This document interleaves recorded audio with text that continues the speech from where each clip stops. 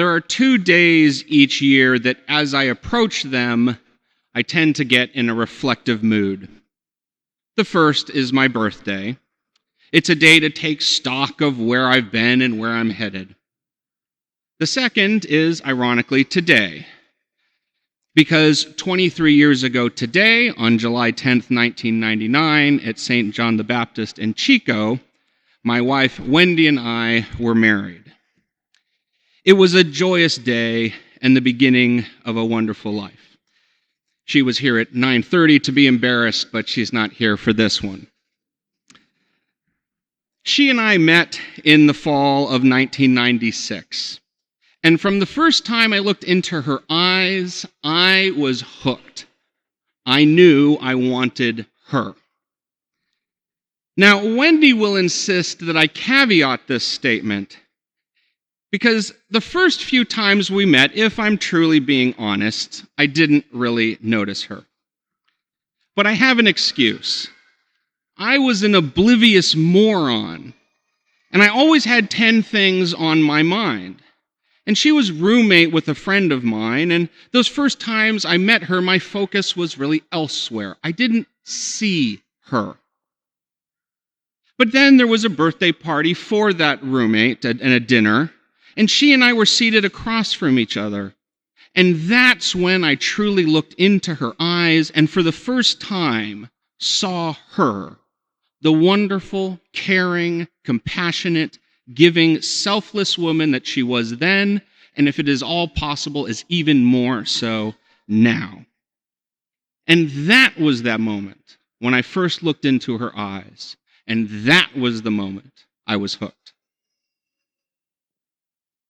This all came to mind when I was reading today's gospel passage, and I got to the part where the priest and the Levite do their best to not see the victim lying half dead in the road. The text says they passed by on the other side without much explanation.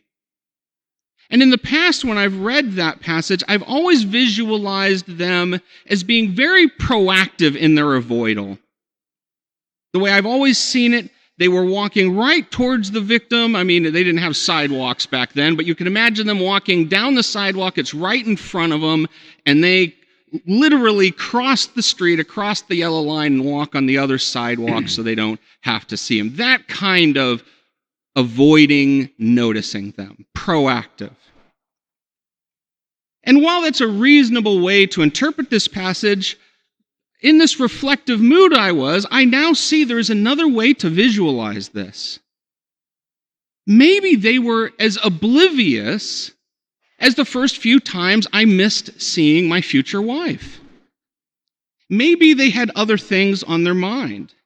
Maybe they were going somewhere important and they were running late. Or maybe it was simple as they were going for frozen yogurt and they wanted to bring their friend along, and so they just didn't notice the beautiful woman who answered the door. We live in a very busy time.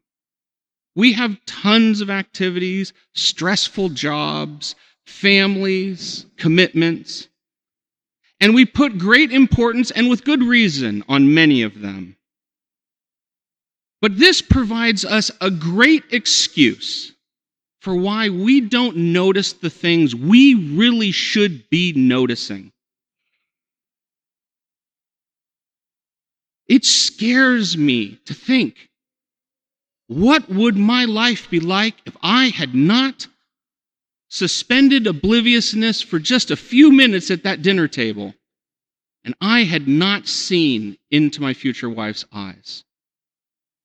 What would I have missed because I wasn't paying attention?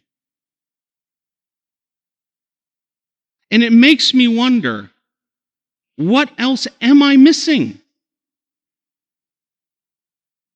I think we need to take some time this week to reflect on what we might be overlooking in our lives.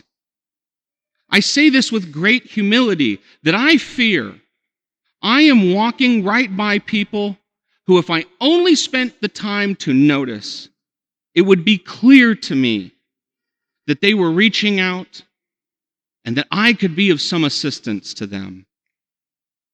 Who is that family member that I really need to reach out to who needs a sympathetic voice? Who is that friend who is hurting and I'm too busy to notice? Who is that coworker who's feeling isolated and really could use a helping hand? Today, I thank God that I managed to suspend my being an oblivious moron for just long enough to see and fully appreciate my wife.